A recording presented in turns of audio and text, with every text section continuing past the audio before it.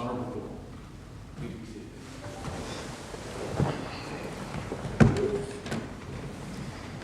seated. Good morning, everyone, and welcome to the 5th District Court of Appeal on Election Day.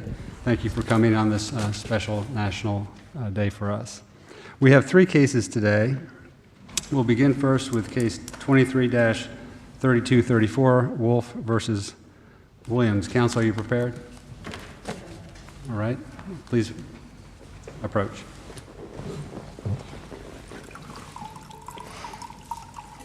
May it please the court, my name is Rhonda Bogus, and I have the privilege of representing the appellant, Mr. Wolf, in this matter.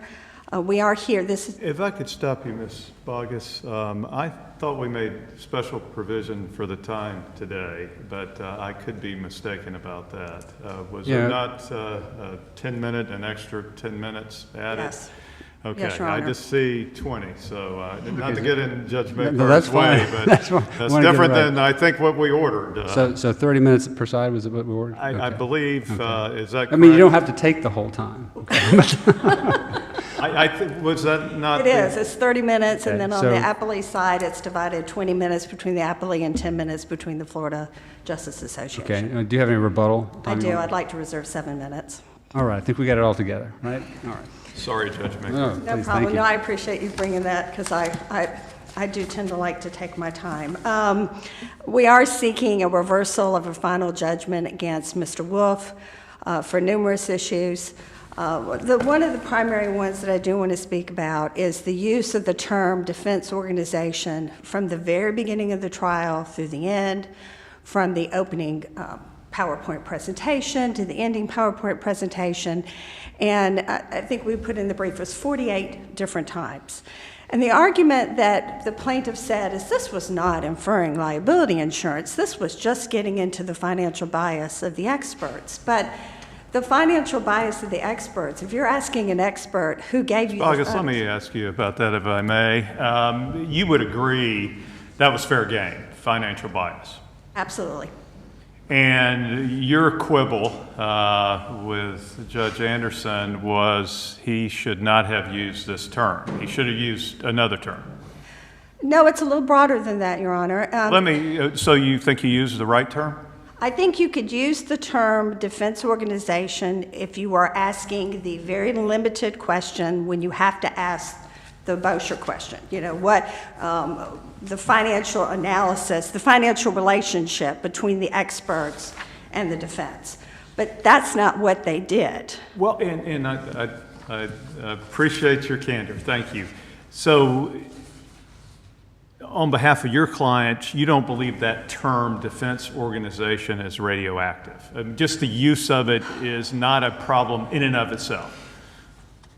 I would struggle if there was, I do think there are better terms that can be used that have been suggested in the case law on whether you talk about, and I think there were some of them in there. It was, for example, you know, the people associated with the defense, or the defense and its agent, or the defendant and its employer. There were some other terms that have been blessed that would be better than defense organization. But if there was only 2 questions, like in the Herrera case, if there were only 2 questions that said, okay, Mr. Spruance, you've actually been paid such and such amount of money over the last 3 years by the defendants and defense organizations, I would have a hard time arguing that that alone would be enough for a new trial. Because, why is that? Because there has to be a way that they are allowed to ask the financial relationship. Well, so I get that. That's the tension here, is It it is. not? It is And you a would tension. agree they did not use the name State Farm, and Right. they did not use insurance company in those questions. They used defense organization or organizations. But what you're saying is they overused the term? Absolutely. I mean, there is no reason when you are asking about, if an expert says that I was given the photos by Mr. Goebel or for the defense law firm, for you to then follow up in your follow-up question and say, so the defense organization gave you these. And there are also questions that they use the term defense counsel and defense organization to make it very clear to the jury that defense counsel is not the same thing as defense organization, and they used it outside of the financial bias scenario. Let me stop you there, Ms. Boggess, but that's true, is it not? I mean, Mr. Goebel Yes. is not It State is. Farm. But the fact that there was a very limited, that the court has decided that you can get into this very limited financial bias of payments that have been made, does not mean that the tripartite relationship and the existence of liability insurance should be a theme. And it is our position that it was a theme. When you look at the opening statements, when you look at the consistent use of the word defense organization apart from the financial relationship, that was a theme. And the purpose of that theme was to make the jury aware that Mr. Wolf, this young man, had a liability carrier behind him and that he wasn't going to be responsible. And when you add that, excuse me, Your Honor, when you add that to some of you don't need to worry about who's going to pay, some of these other things, it was very apparent. And in fact, the trial judge even told the witnesses that defense organizations means liability carrier. So Well, yes. But that was wise, though, was it not? I mean, did you want Dr. Foley talking about State Farm? There was no problem with Dr. Foley not talking about State Farm, but when an expert is talking Say about... that again, that was a double negative. Do Right. you mean... Do you, No, and we totally agree. He wasn't supposed to say State Farm. But I guess this judge's point, I can't speak for my two esteemed colleagues, but isn't that a good thing for Judge Anderson to make uber sure that Dr. Foley or some other expert's not going to talk about State Farm? Well, most of these experts, if you look at what they were saying, was they would say that defense counsel gave me this, or defense counsel provided these records. That's what they were testifying to. What plaintiff used is kept interjecting into that the fact that there was a defense organization. You've been hired by, the typical question, for example, what is your percentage of time that you provide expert services on behalf of defendants or defendants and those associated with defendants, not defense organizations. So that's just one of the many, many things that they did that we think was inappropriate and designed to prejudice against Mr. Wolf and sympathy for the plaintiff.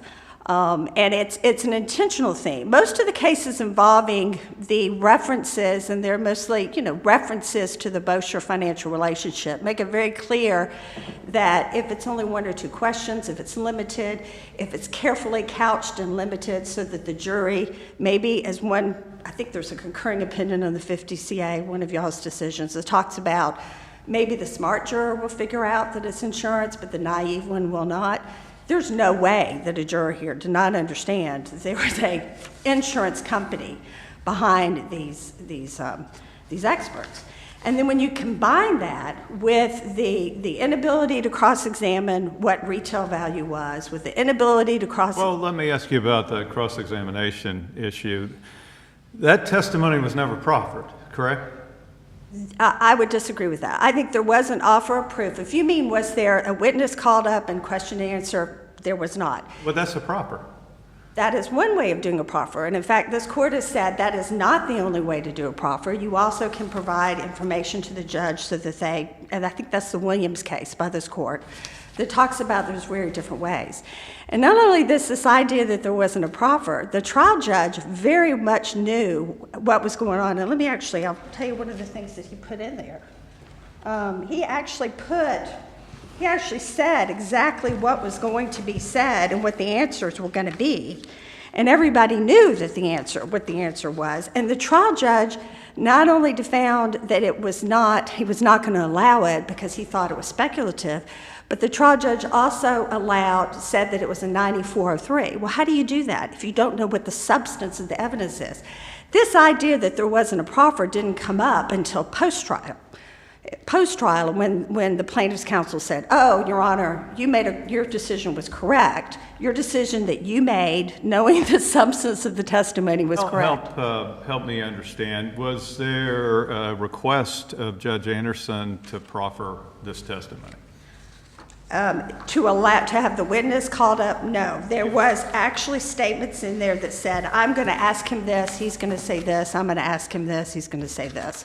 And it was very clear that everybody understood what was going on. And there is no case, matter of fact, the Matthews case says you do not have to have the witness stand there and do question and And I answer. know you know this, Ms. Bogus, that in my experience, what I've seen in that situation, well, Judge, I need to make a record. And the way I need to make this record is I need to put the witness on the stand and ask this witness questions. And then the judge may say, perhaps, no, you don't need to. I understand perfectly what this witness is going to say. Did that happen here? No, what he said is, he said, Your Honor, sir, you're aware there was certainly a world of medical and medical billing, a distinction between what doctors bill and what doctors typically accept. Those are different things, correct. And he's going to have to admit that. And the amount that doctors receive as payment typically is a fraction of or percentage of the amount they bill, right? It was proffered. That's an offer of proof. It's an oral proffer by counsel. It also is true that everybody understood, and it was in fact acknowledged, and this has to go with some of the arguments on the 768-0427. So the standard, let's assume it was proffered. Okay. So the analysis tree is then, did Judge Anderson abuse his discretion here? Is that our standard in evaluating that? Yes, as to whether, under the cross-examination, that it was fair to allow defendants to explore when he limited his testimony to retail value, that retail value did not take into account market value, that retail value does not reflect the reality that doctors accept less than what they were. So defense here, they're allowed to say, oh, by the way, these numbers are going to go up by inflation. But defense counsel couldn't argue these numbers also don't represent market value. These numbers don't represent the fact that doctors accept less. It has to do with the scope of cross-examination, and we do think there was an abuse. I will point to the 5th DCI case, and it basically says that it can be a professional statement by counsel. We do not require that you do a question and answer. The purpose of the proffer is for the trial court to understand the significance and the relevance of the information, as well as for this court to understand the significance of the information. And it's pretty clear that what the purpose of and the relevance was to basically explain to the jury that this retail cost, financial medical expenses, was an artificial, inflated retail cost and did not reflect the reality of a market cost. It didn't reflect the reality that doctors do accept less. And that's proper cross-examination, and that was essential. It was plaintiff's burden to show reasonableness of the medical expenses, and they wanted to cross-examine. Same thing, they did the same thing on the, issues relating to the intake forms of the doctors. Well, counsel, could I interrupt and just rewind the tape and go back to the first issue again on the defense organization matter? I wanted to clarify something you said. I think you said that the trial judge in this case used the phrase liability carrier in defining. What he actually said, let me see if I have that. I want to get it right, because to me, defense organization is kind of a neutral term. It's sort of, I'm not really sure what that is, but if the trial judge is defining it as a, quote, liability carrier, He did. to me that raises a concern, because in my mind, a liability carrier, obviously that's insurance to me. Right. He defined the term. I think it's at 1408. Don't hold me. I apologize. I did not write that down on my notes. I think it's at 1408. On rebuttal, you can bring it back up. But Okay. But yes, he actually did, in fact, have a colloquy and basically say, okay, you're getting ready to testify. Plaintiff's counsel is going to use the term defense organization to mean State Farm and other liability carriers. And then they go forward. It was a blessed term. It was an understood term. You're not saying that happened in front of the jury. No, I'm not. But what I'm saying is everybody in that courtroom, and I would submit the jury, knew that that continuous use of the word defense organization meant liability carrier. We appreciate your argument, Ms. Bogus, but Judge Makar can speak for himself, but what you just told him about a liability carrier or a liability insurer, that was all outside the presence of the jury. It was, but it reflected how the witness actually testified. The witness used the term defense organization because, again, witnesses listen to judges, and that's what he was told that was the term. So it even heightened the prejudice. But was this an emotion for eliminating, or I'm just trying to get the context? You said it was outside the presence of the jury. How did it come up? Well, it continued to come up because throughout the trial, there was continuous objections to the use of defense organization, as well as at least 2 mistrials, motion for mistrials for that.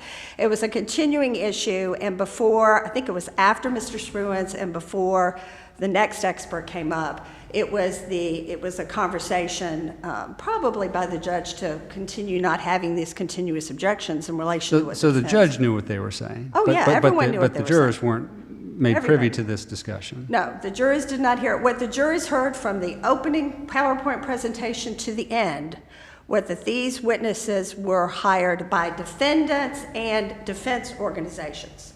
And that's what they heard throughout. They heard their witnesses were not working for defense organizations. I mean, typically you would say, what percentage of your cases do you do for plaintiffs or defendants? That's not what they did here. This was all intentional.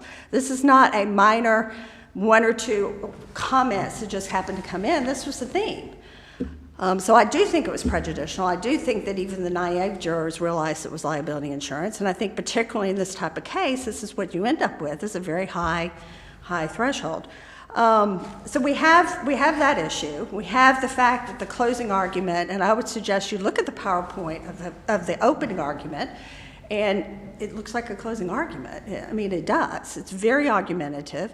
You've got defense organization in there. You've got the value of human life. No, this case is not over the value of human life. This case is over what damages were caused by this accident. That's prejudicial. Well, they don't use that term. They use the value of human well-being, correct?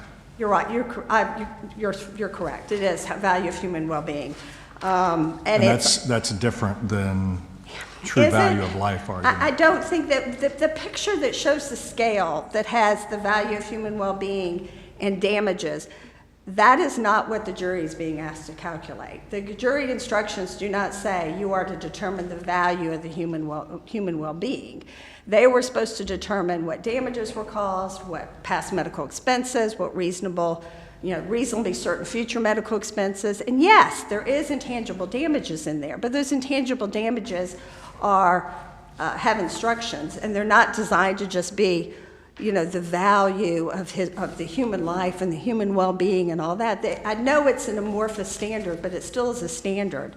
And there's a reason that the cases talk about we are not valuing somebody's life. And to me, I think that is what they're doing on that. So you've got all those prejudice. I did want to go back also to the cross-examination of the doctors as well. This is another one where, again, they say that there wasn't a proper, again, this is something that came up post-trial, not during trial. And this is one where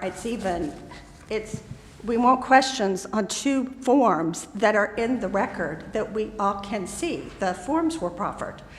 We know that, and certainly if the doctor says, oh no, that's not my form, we had an issue, but they're not going to say that.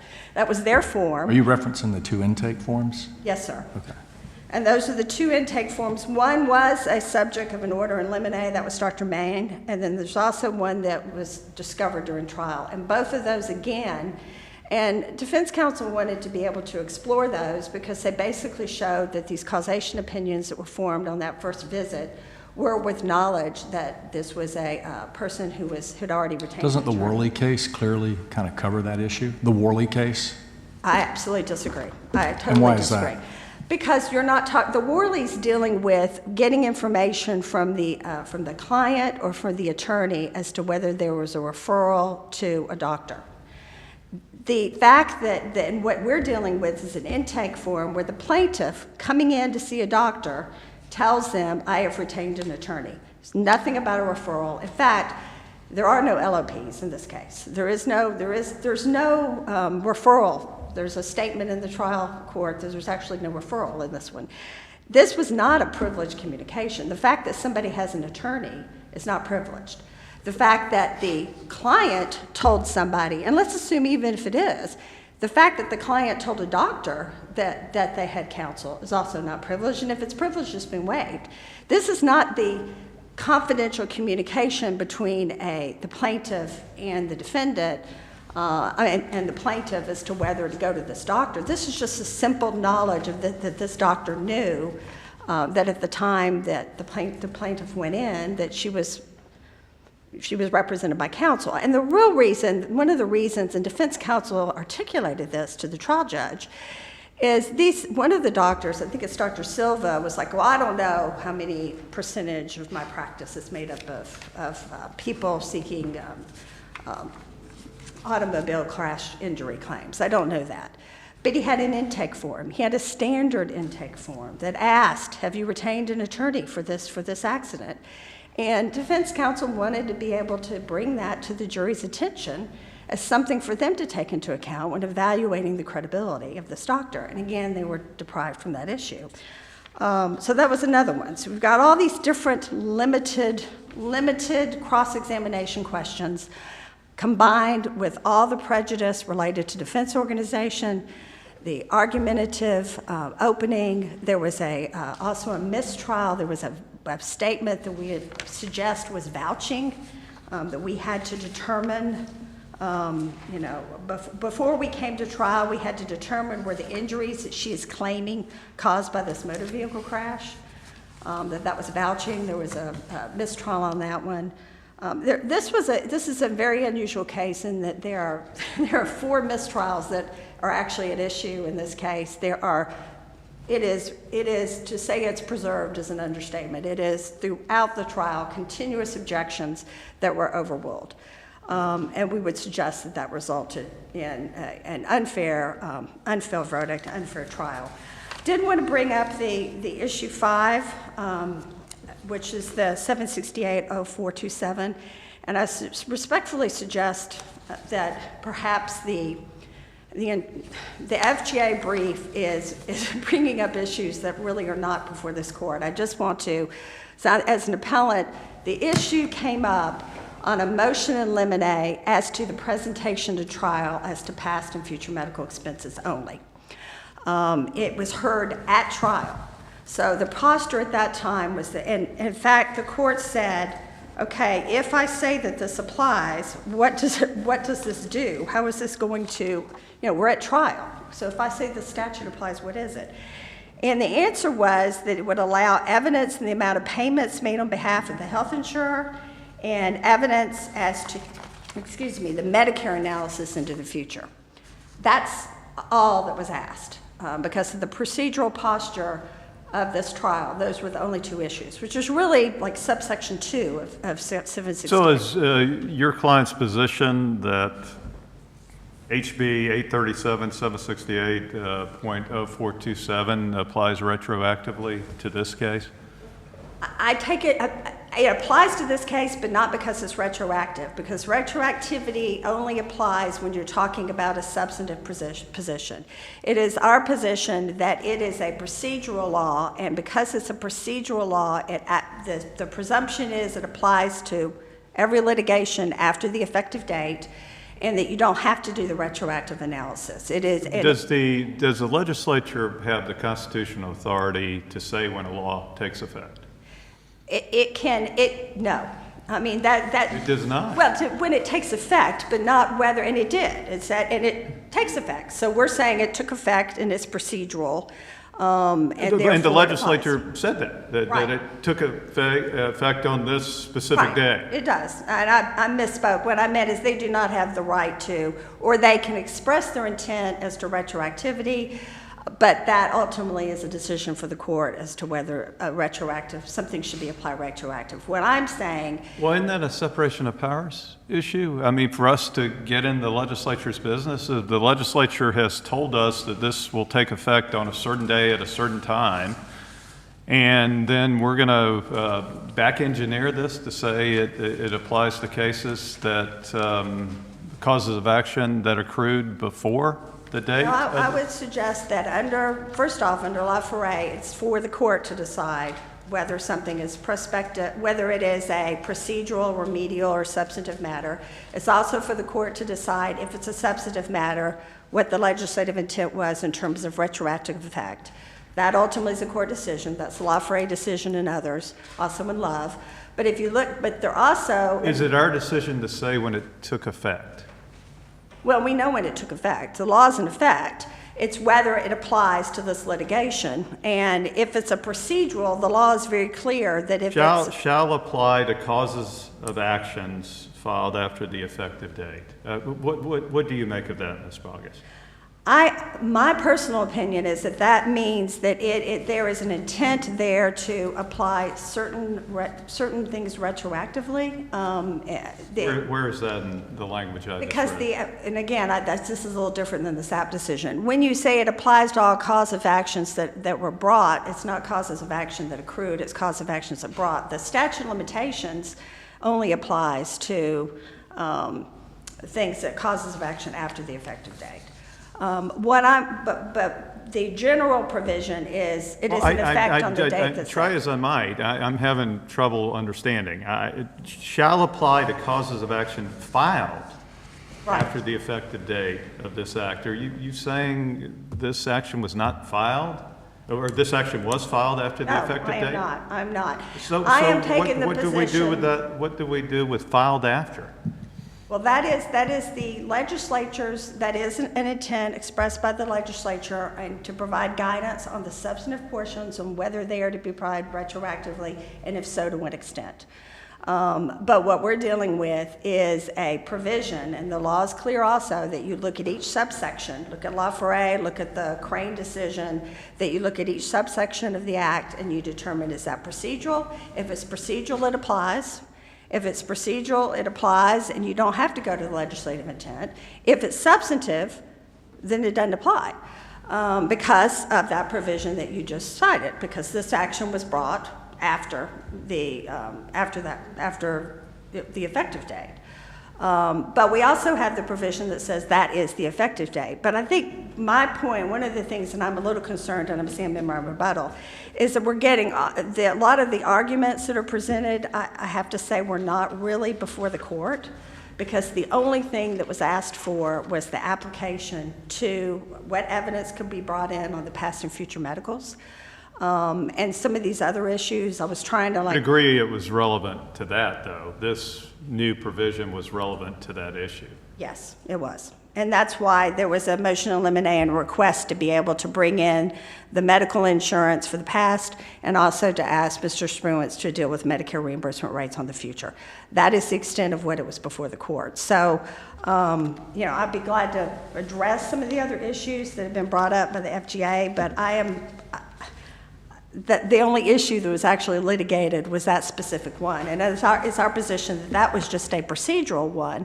And under the well-established precedent of the Florida Supreme Court, procedural laws apply once they're effective. And it's effective, it was an effective law at the time that this trial went in. And it's solely for that reason. We're not dealing with the other provisions of the TOR format. I'd like to reserve the remaining part from rebuttal. Thank you. Thank you. Counsel?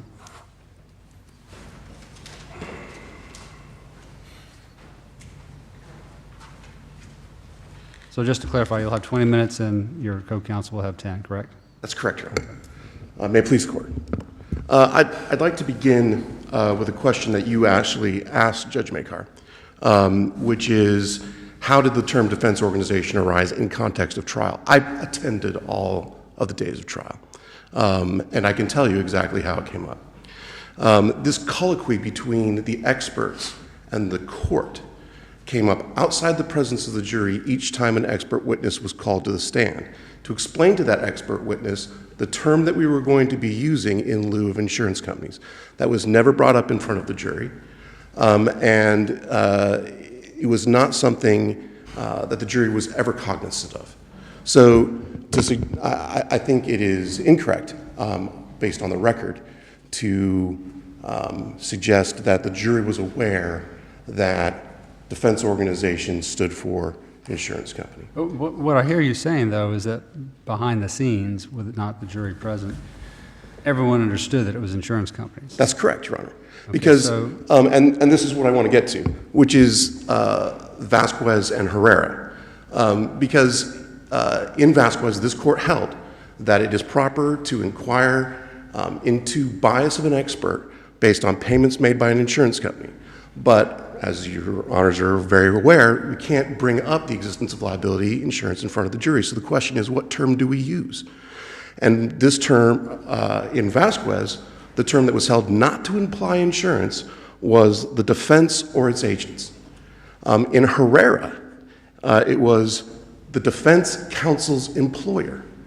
So the courts have made allowance for this type of code, if you will, to be used with experts so that experts can properly answer Bosher impeachment questions without the jury being made aware of the issue of liability insurance. And that's exactly what occurred in this case. We've heard frankly from the defense, and the court is aware, the term liability insurance was never made or referenced in front of the jury. What about when you use the term defense organization along with statements like in closing, it's not about who pays, you don't have to worry about who pays or if it will ever get paid. That's a point the appellant makes. Doesn't that then start getting into the area of talking about liability insurance? Your Honor, no, and let me explain why. The only way that the appellant makes that argument is improperly stringing together comments that were made in different contexts.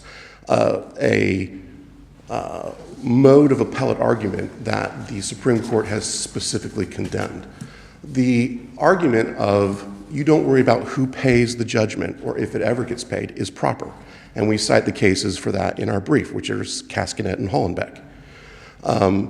Those types of terms in the Nikasi case, which we cite in our papers, was observed by at least one court to, number one, not imply insurance, and number two, to be innocuous. So that argument about who pays or who doesn't pay or if it ever gets paid, completely proper. And in fact, it ties in with the standard jury instructions that the jury is only supposed to consider the evidence. In different contexts, at different parts of both opening and closing or in witnesses, the term defense organization is used. To be very, very clear, because this has come up both in the initial brief and the reply brief, we never said, either implicitly or explicitly, that a defense organization would be paying this verdict. That never happened. And I would encourage you to look through both openings and closings because that did not occur. Let me ask you what I asked Ms. Boggess. Isn't that part of the difficulty for the trial judge, knowing what Herrera says, knowing what Vasquez says, that there is an entitlement to cross-examine these experts about payments from insurance companies? So how do you refer to that? And the choice here by Judge Anderson was defense organizations. Herrera had a different term, Vasquez had a different term, but that's part of what the trial judge has to do, correct? Correct. And come up with that term without talking about what it was, which is an insurance company. Your Honor is exactly right. And in fact, this court in Vasquez praised the trial court and how it adeptly handled that issue by using this type of code. And we did the exact same thing. There's absolutely no legal support for the proposition that the use of the term defense organization is improper. And let me just deal with this because it was an issue that was brought up in both briefs and then at this podium.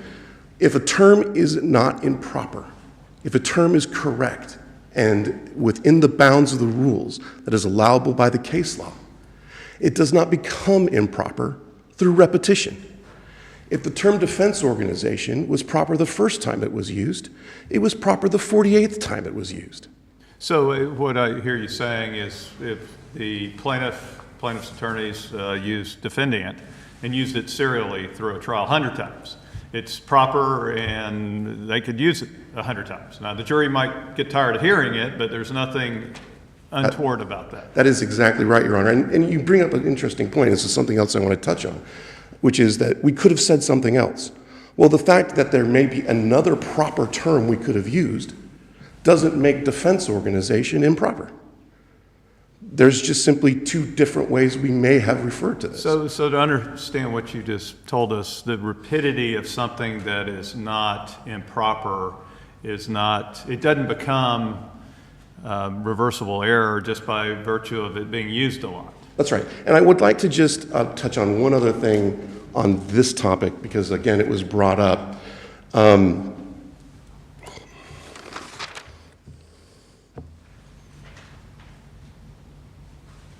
Yes. The suggestion was made that even the most naive juror would have known that defense organization meant liability insurer. If that is the case, that can't be squared with the factual record. If it was the case that that term was so obvious that even the most naive person would have understood that, then why, in front of each expert witness that testified, did the court feel the need to bring that witness in outside the presence of the jury and explain what we were doing? Well, help me work through this a little bit, because I see two issues here. If there's examination of an expert witness to show bias in favor of plaintiffs or so forth, and they take insurance company payments and so on and so forth, the mention of insurance in that context, in my mind, is not what's prejudicial.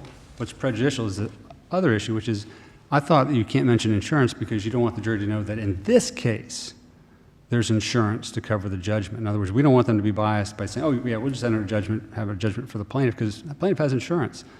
One doesn't infer the other. Just because an expert's being cross-examined because he or she had been taking payments from insurance companies on one side of the aisle doesn't infer that there's actually insurance in this case, does it? I would totally agree with the court. Because, and I think that is why Bosher type bias impeachment of experts is allowable. Yeah. Well, right, I get that, but I guess maybe I'm making your case, which is to say that they could have used insurance and talked about it in the context of cross-examining an expert, but they can't do it in trying to infer that there's actually insurance available in this particular case. That's right, and terms like defense organization or the defense and its employer or the defense and its agents have been approved to walk that line. And that's the line the trial court walked, and in light of the case law and what happened factually in this case, it just simply is not an abuse of discretion. And with the court's indulgence, I'll move on. The issue of the cross-examination of Dr. Spruance, and here we need to get to the issue of preservation and first principles, because there's a disagreement about that. The preservation of an evidentiary issue for appellate review is based on 90.104, and error can be predicated upon the exclusion of evidence, and that term is important. And in order for this court in its appellate capacity to predicate error on the exclusion of evidence, it must know the substance of the evidence through proffer or in some rare cases, context. 9104 does not deal with questions, which are the precursors to evidence. It deals with evidence. And this court, in order to know whether or not excluded evidence is relevant or admissible, must know what the evidence is.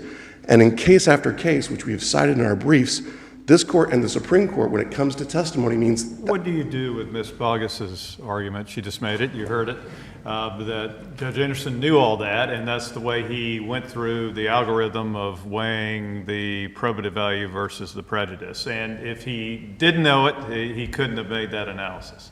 There are two answers to this. One, what occurred and what was quoted to you was rhetorical assumption on the part of defense counsel. I'm going to ask this question, he's going to have to admit it. Quite frankly, Mr. Goebel doesn't know that. He didn't know it at trial. He was asking the judge to assume that.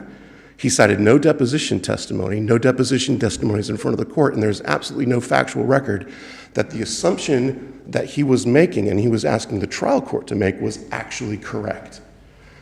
So what's occurring here... So what, I mean, and that undercuts the argument that, potentially, that Mr. Spruance was not even going to say what Mr. Goebel thought he was going to say. Right.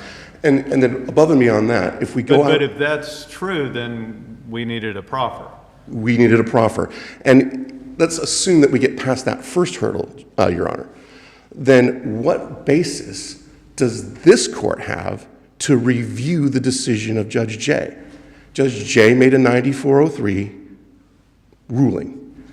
This court needs to make a determination substantively if that is correct. In order to do that, it has to have some record. It has to have something that shows the substance of the evidence excluded. And let me give you an example of why it can't be done.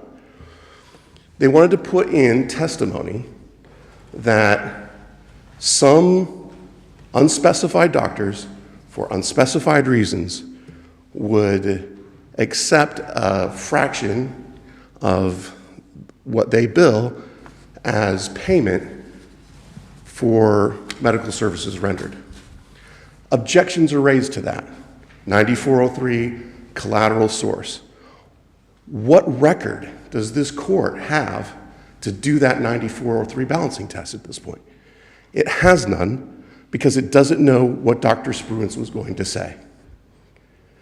And so there is simply, that issue has not been preserved. One other point I want to make on this.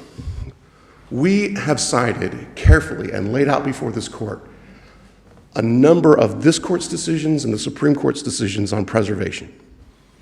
They in their briefing, do string cites without any context, quotations, or holdings, and that's intentional because their cases are all either distinguishable and some don't even deal with preservation at all. For instance, in the Paulus case that they cite, the holding in that case was that there was no preservation. They rely on one phrase of dicta. In Petruski, preservation was accomplished because the court had deposition testimony in the record. In Williams is a case about arbitrarily cutting off voir dire, an arbitrary time limit for voir dire case. It has nothing to do with preservation of evidence. The Cook case that they cite is about the burden for the proffer burden for amending to add punitive damages to a complaint. It's not an evidentiary case either. They simply have no answer to the string of preservation cases we cite. And that leads us to Drs. Silver and Mann. The same preservation arguments apply, but there's two added principles. One is this case, or this court's decision in Shaw.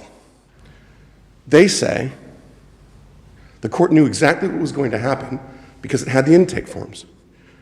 In Shaw, this court had an arrest affidavit in front of it. The arrest affidavit suggested that the girlfriend, not the defendant, owned the drugs. The court said, this document foreshadows what the witness may have said, but we don't know what they actually would have said. That's still speculation because they never proffered the testimony.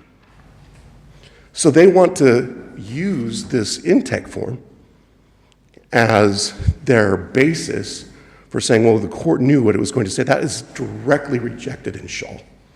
We don't know what... The question Judge Boatwright asked Ms. Boggess about Worley's effect on these intake forms. What says the appellee about that? Would Worley be a valid basis to keep out those intake forms? Judge Boatwright was absolutely correct. And what has been ignored by the appellant in its initial and reply briefs is the operative language in Worley. Worley does, as one of its bases for holding that there is restrictions on bias impeachment of treaters, is attorney-client privilege. But we have a quote from Worley, which is a second basis for why they didn't allow this. It's on page 38 of our brief. I'm going to read it because it's very important. And we certainly want to hear it, but you would agree this was not attorney-client privilege? No, this is not attorney-client privilege, but in fact, I'm going to forbear to read it for the purposes of time. But what they say, you can read it, it's page 38 of our brief, that the reason why we're not going to allow discovery into any quote-unquote cozy relationships between plaintiffs and treating physicians is because of the chilling effect that will have on treating physicians participating in our legal system, and we don't want to do that.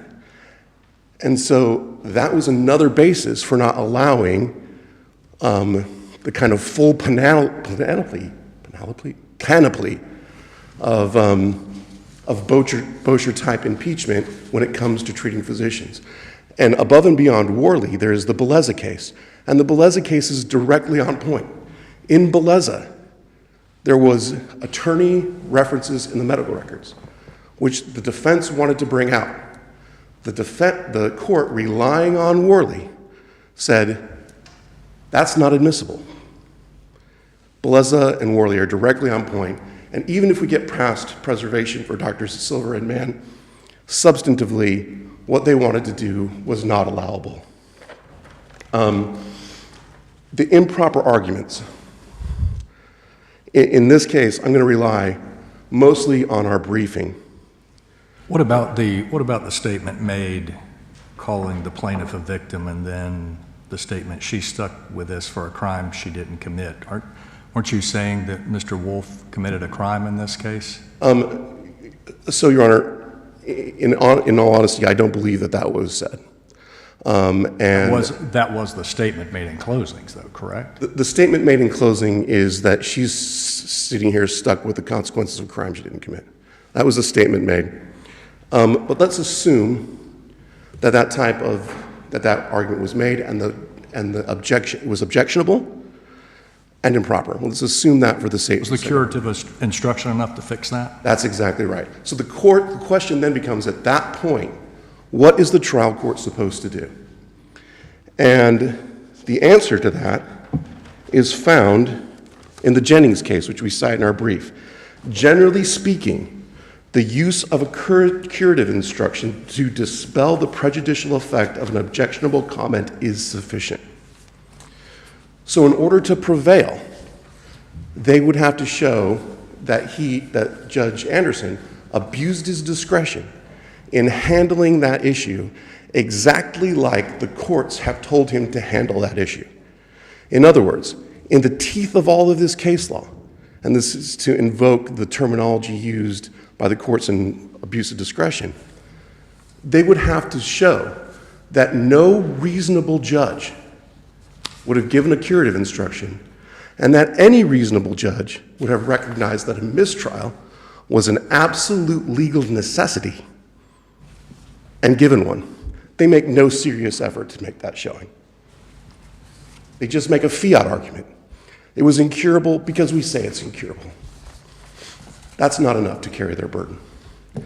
Your Honor, I'm just going to touch briefly on these because they were brought up in argument. Vouching has a specific definition. It's when counsel expresses a personal opinion about the honesty or believability of a witness. Even the out-of-context phrase which they quote doesn't meet that burden. And when you read it in context, it certainly doesn't. The value of human life. We never made a value of human life. That has two defining characteristics. One, asking the court to place a value on life, which under the Wilbur case, which this court has cited, is different than the value of loss. We didn't ask the jury to place a value on life. We asked them to place a value on their intangible damages as encapsulated by the use of the term well-being. And that's proper. And the second defining characteristic is also missing because we didn't ask them to compare it to some sort of priceless artifact, which is another defining characteristic of those cases. Now, I'm into my colleague's time, so unless the court has any other questions of me, I will conclude. I assume your argument on the statutory issues as set forth in your brief and that you're not entirely turning over the argument. That is correct. And you know, I would, if the court wants to question me on that, I will. I kind of read the court's order previously as wanting to hear from me on the first four issues, but I'm certainly prepared to address that if you would like me to. Otherwise, we'll rely on our whatever you all papers. want to do. I just want to make sure that you're not sort of just deferring to the... No, I'm plenty happy to rely on my papers on that issue, Judge Maker. Right, Thank you.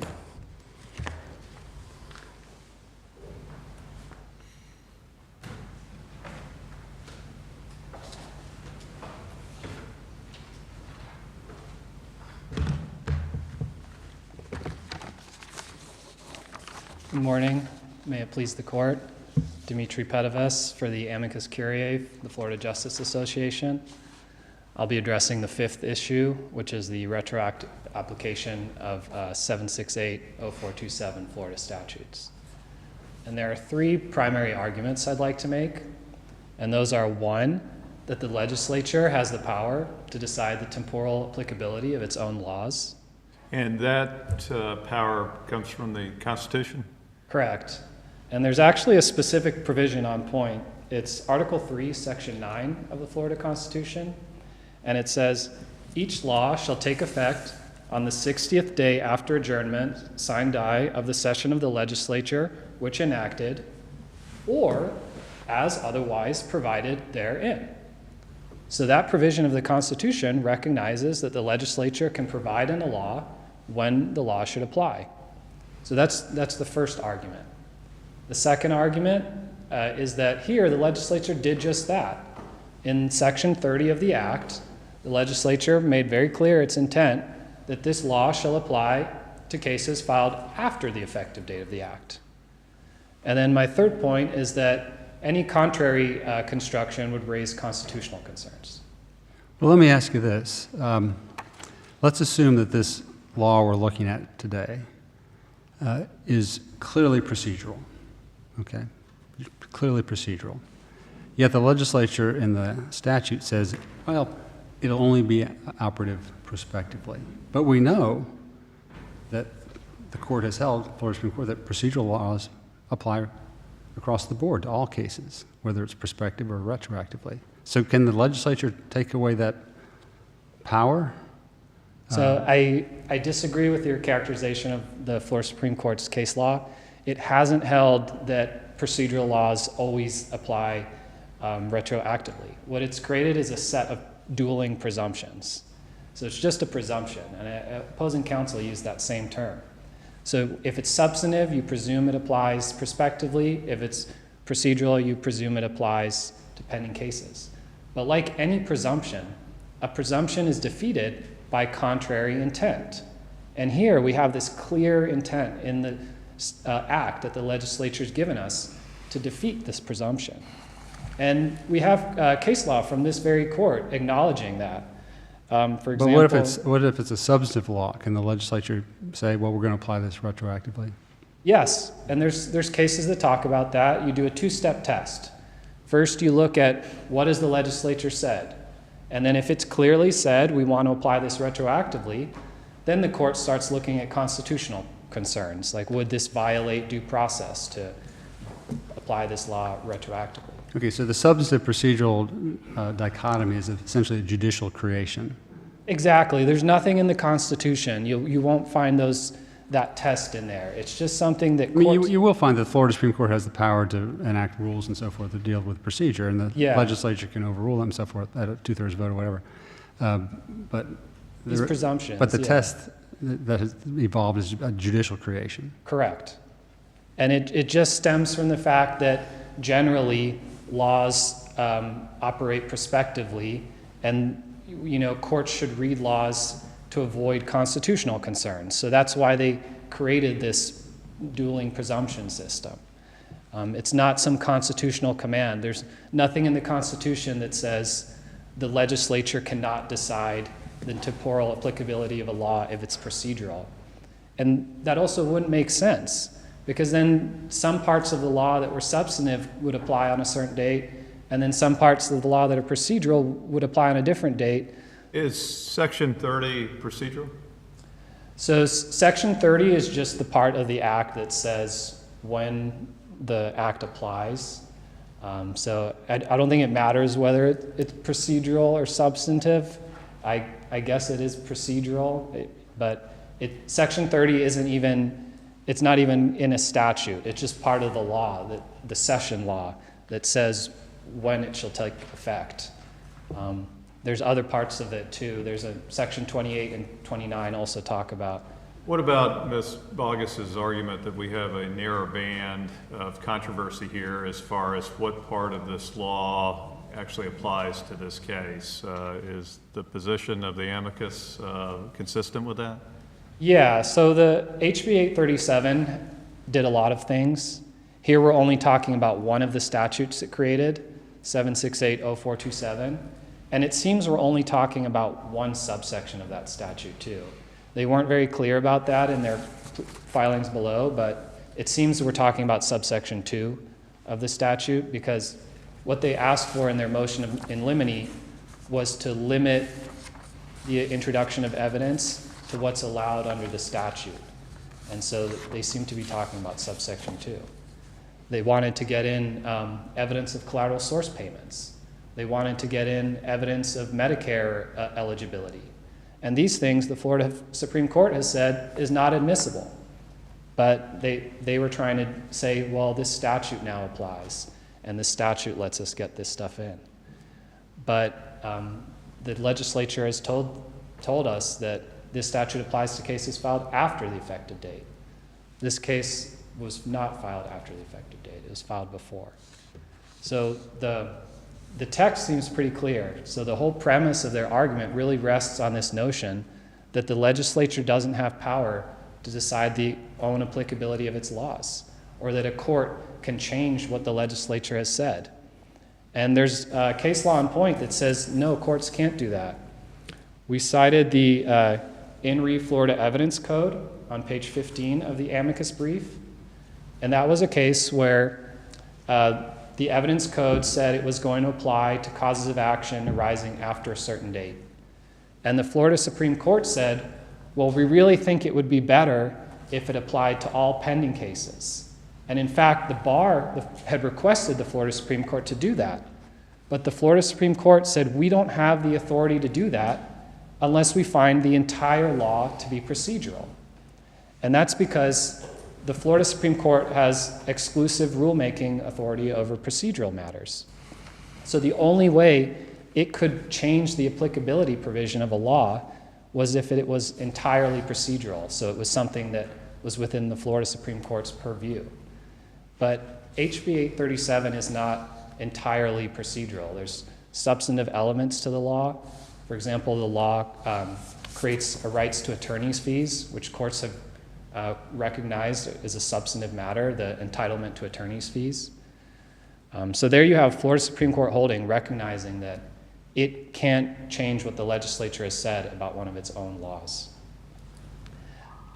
With the limited time I have left, I do want to say that if this court were to rule otherwise and find that, the legislature can't decide when this law applies, or we think the text isn't clear and that this statute does apply retroactively, then there are constitutional concerns.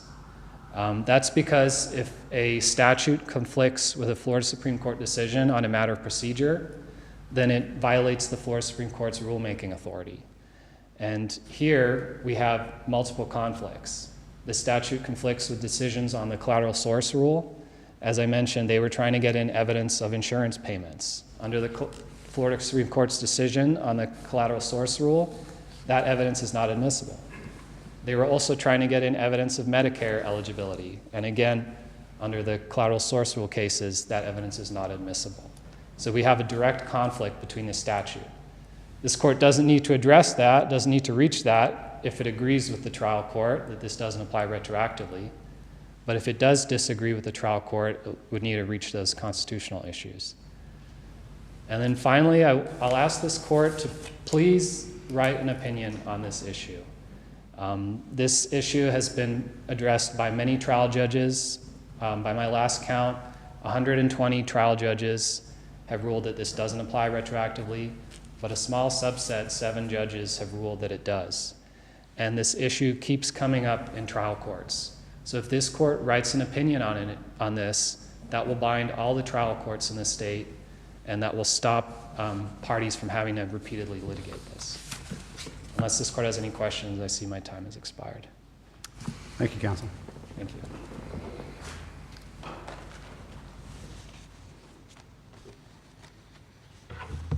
Well, in addressing the issue of defense organization, we've been talking about whether that's an okay term for use of financial bias, but the real concern is the overriding principle that everyone agrees with, and plaintiffs does not take issue, is that liability insurance is not supposed to be something that is part of the analysis of the juror, that it causes prejudice, it causes a finding of liability, it's more likely to result in a higher verdict.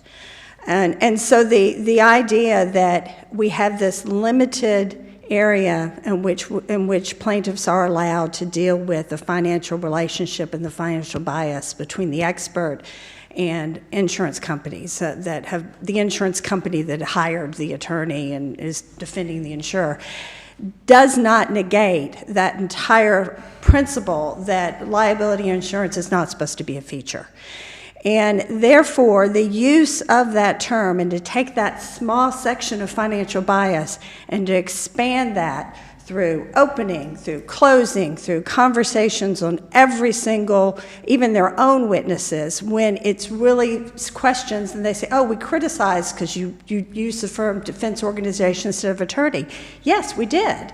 Because if somebody says, if a witness says, I was given this by Mr. Goebel, and the follow-up question is, oh, so you were given this by a defense organization, that's an issue. That's intentional. And the intentional repetitive use of the term defense organization and the questioning that made it clear the defense organization was different than the defense attorney and from the law firm, that was prejudicial.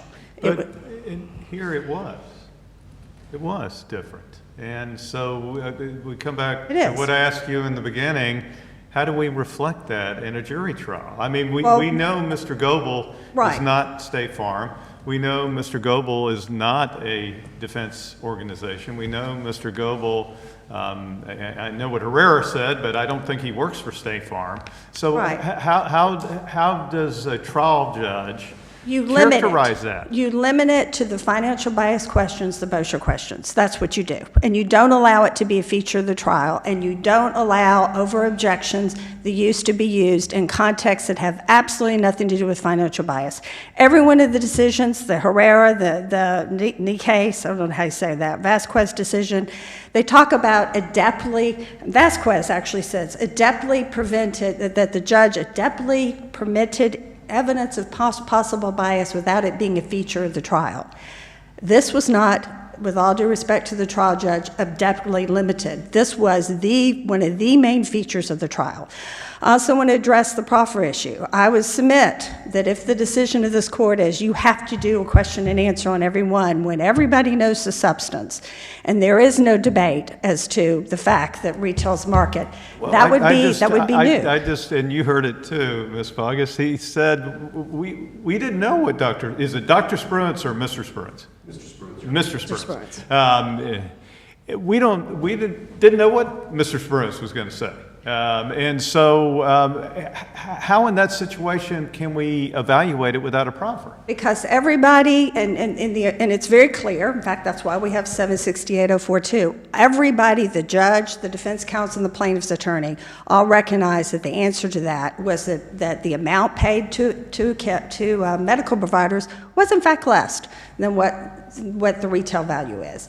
And we're talking also about cross-examination questions as well. To a certain extent, the ability to cross-examine him on what market value is was something that should be allowed. But for us to understand and evaluate, and I know we've gone over the time, Judge Makar, I think it'll let me finish this question, I hope so.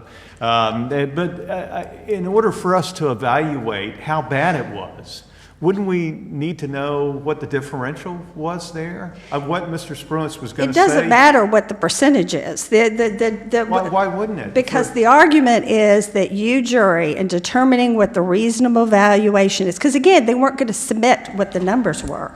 All they wanted was to cross-examine to say your testimony as to retail value does not take into account the market value, does not take into account that doctors select. If the retail value was 3 cents less, then that might be a non-issue. But if it was dramatically less, again, this is cross-examination. The purpose is to point out the limitations of the testimony. And it was very important to point out the limitations of the testimony of Mr. Spruan's testimony, which was critical. And I'm gone over, so thank you very much, and we do request a Yeah, I'll give reversal. you 15, 20 seconds to wrap up if you want to just make a final statement. Again, there's so many issues. I do feel like that I've jumped from some of them, but it's really almost a cumulative error. There are so many situations in which the prejudicial and sympathetic things were allowed by the plaintiff. Cross-examination was prohibited by the defense. You have the victim of a crime comment. You have the vouching. And for all those reasons, we request reversal. Thank you. Yeah, thank you, counsel. Thank you both. Thank you. All three of you. Thank you. Yeah, well presented on both sides.